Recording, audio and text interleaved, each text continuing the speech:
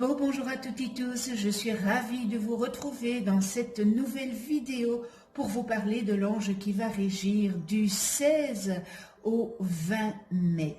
Pour toutes celles et ceux qui sont nés entre le 16 et le 20 mai, eh bien l'ange Haraya est votre ange physique, c'est-à-dire votre ange gardien. L'ange Haraya porte la vibration numéro 12 dans le calendrier angélique des 72 anges et il est le 4e ange de la famille du royaume des 8 chérubins. Je vous souhaite à toutes et tous un heureux anniversaire. Alors, Aya, à la séphira, et toujours dans la séphira numéro 2, et c'est la séphira Oshma. Que veut dire cette séphira Oshma? Je voudrais aussi préciser que l'archange qui est dans cette séphira, c'est l'archange Raziel. Alors, Oshma, c'est la fontaine de lumière, le jaillissement d'énergie cosmique à l'état pur. Point d'amour suprême, n'est-ce pas, et de sagesse. La séphira Oshma se manifeste symboliquement à travers la planète Uranus. La bonté caractéristique de l'énergie uranienne étant étrangère au mal, elle le dissoudra. Et la planète Uranus représente aussi la fraternité, l'altruisme et l'évolution. La famille des chérubins. Ce sont ces anges de sagesse, ils se caractérisent par l'étendue et la profondeur de leur connaissance. Les chérubins enseignent l'aptitude à s'éveiller et à contempler la divinité afin de recevoir en conscience les bienfaits qu'elle dispense. Ces anges accordent une pensée intuitive et lumineuse capable d'accéder à l'essence des choses. Ils permettent de discerner ce qui est voilé et favorisent l'expression de ce qui est intériorisé. Les chérubins accompagnent les êtres qui ont emprunté une voie authentique en leur permettant d'évoluer harmonieusement dans leur milieu et d'adhérer totalement à la vie. Ils facilitent aussi la réalisation concrète de leurs pensées et de leurs projets. L'argent, couleur de la lumière pure, n'est-ce pas, leur est attribué. Il symbolise la netteté de la conscience, la pureté d'intention et la droiture d'action.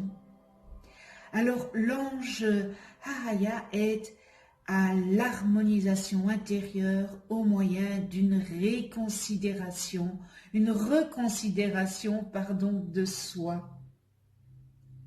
Il est comme un refuge qui protège car il permet de s'intérioriser afin de méditer sur ce que l'on a fait par le passé et cela amène à revoir le jugement que l'on a sur soi. Le refuge que cet ange propose est un refuge psychologique afin que le natif puisse trouver un endroit en intériorité où il n'existe plus de jugement envers lui-même ni culpabilité. En effet, lorsque ces deux émotions négatives seront écartées, il pourra repenser à ses actes passés, les revoir et avoir une vision plus objective, n'est-ce pas, et impartiale. Il va reconsidérer ce qu'il voit comme une faute et comprendre que ce qu'il a fait devait être fait et de cette manière.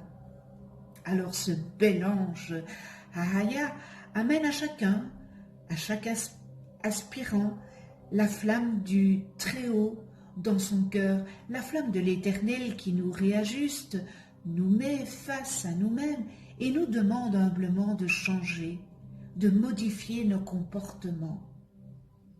Ce bel ange véhicule une énergie de transformation par la lumière. Il apporte une énergie de libération en faisant appel à toute la force de la foi présente en nous. Il nous montre le lien qui nous ramène au Créateur et nous permet de savoir que nous avons toujours été connectés avec le Créateur, malgré nos détours, n'est-ce pas, et nos erreurs. Cette connexion est toujours là.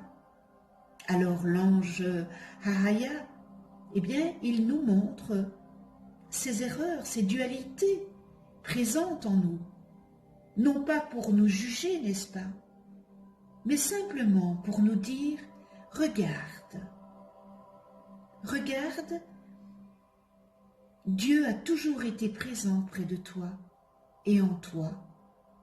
Il nous montre que ces erreurs sont là pour renforcer notre connexion avec le Créateur, afin qu'elle soit plus forte et intense, et ainsi retrouver en nous, eh bien, la flamme christique, l'énergie du Fils, le Fils du Père, le Fils qui a été créé par le Père dans la matière.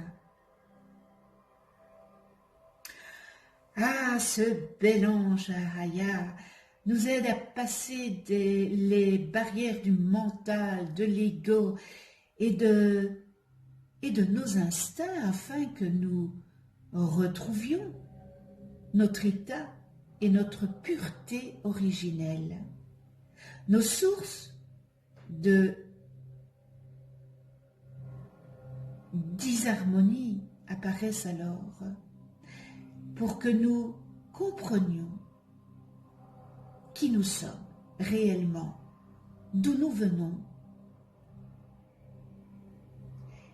et où nous allons, et surtout pour qui et pourquoi nous agissons ainsi. Il nous montre notre lien, nos champs d'action et de quelle façon agir. Il nous insuffle la force de vivre, la force de donner le courage d'agir dans notre bon droit et dans celui des autres. Il tranche pour nous les situations équivoques et empreintes d'égoïsme et nous demande d'être clairs, francs et justes. Ce bel ange Haraya apporte une puissante énergie de protection vis-à-vis des autres, mais surtout vis-à-vis de nous-mêmes.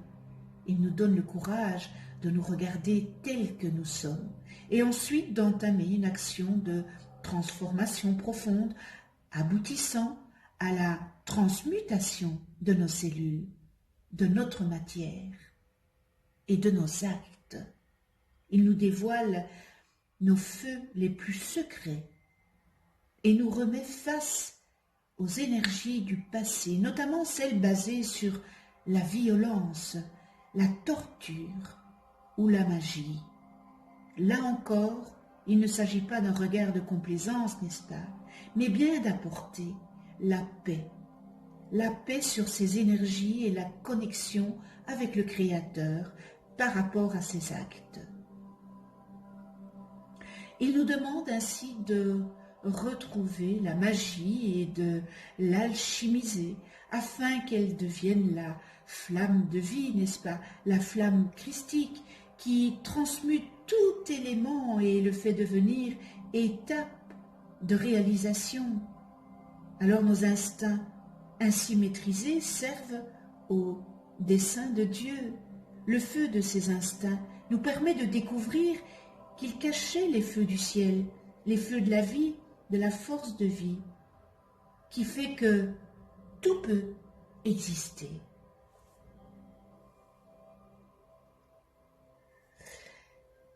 Il apporte une force intérieure qui dynamise et donne le courage nécessaire pour affronter les difficultés de l'existence et à avoir l'envie d'entreprendre de nouvelles choses.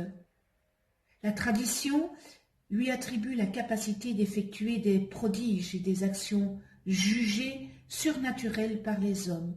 Et au quotidien, ce bel ange Haraya permet de combattre les tendances à la paresse et à l'inaction. L'assouplissement qui éteint peu à peu l'esprit positif sur le plan spirituel comme sur le plan physique, n'est-ce pas? Dans le même ordre d'idées, eh bien, Ahaya soutient la lutte que l'on mène contre la violence et l'anarchie tout en encourageant les mœurs harmonieuses et la sérénité. Si la tendance à la spiritualité est sincère, Ahaya favorise le mysticisme et la compréhension du symbolisme. Cet ange associé à la planète Saturne donne une allure aimable à ses protégés et maîtrise le côté gauche du cerveau, c'est-à-dire la pensée spirituelle, poétique et symbolique, ainsi que la compréhension des rêves et des intuitions. Lorsque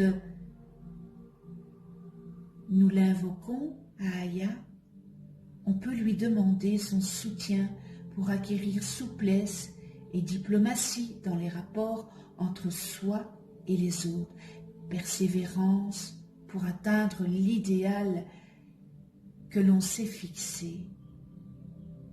C'est un ange refuge, il nous révèle notre personnalité intérieure et il nous donne les armes pour nous protéger contre l'adversité.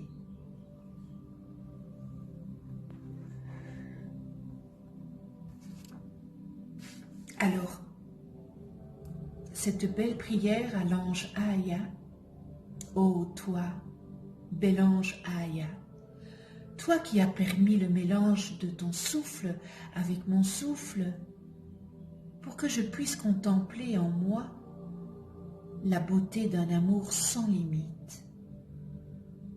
Fais que je sois, pour mes frères, celui qui transmet ta divine harmonie, celui qui porte la paix et le calme aux âmes troublées. Permets, bel ange Ahaya, qu'il n'y ait pas de confusion entre l'amour, qui est la loi universelle, n'est-ce pas, et les passions, qui souvent agitent les cœurs. Bel ange Ahaya, je veux jouer le rôle toujours de bon intermédiaire, jamais celui de dirigeant solitaire.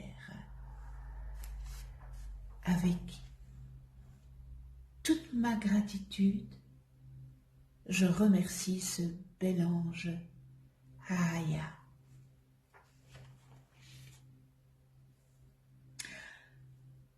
Nous en venons aux qualités et aux distorsions de cet ange, et dans les qualités on retrouve refuge, période de calme, de repos, méditation, intériorisation, amour de la solitude, favorise le sommeil, aide à se ressourcer, à renouveler son énergie et à rétablir l'équilibre entre la vie intime et la vie sociale. Inspire à prendre soin autant de notre monde intérieur que de notre maison, notre foyer.